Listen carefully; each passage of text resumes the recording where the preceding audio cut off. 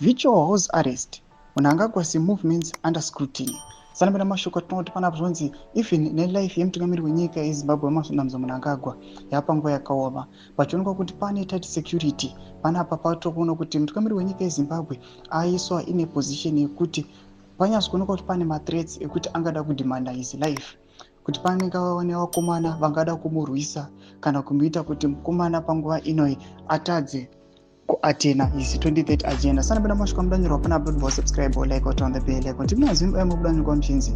Rumors have intensified that Mnangagwa is under virtual house arrest, with increasing reports that he is heavily guarded inside his roaming motorcade, unable to move freely due to security concerns.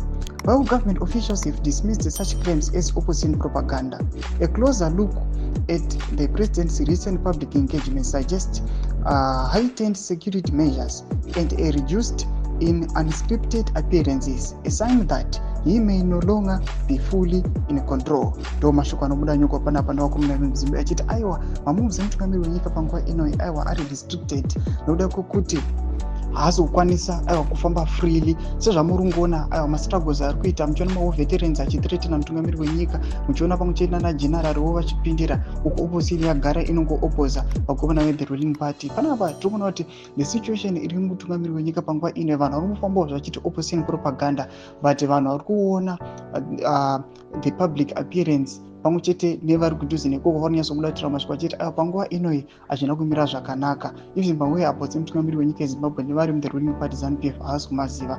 Budza mafunguro enyu moti kudii pamusoro pechitiko ichi. Nekucomment section medu, subscribe or like, turn on the bell icon.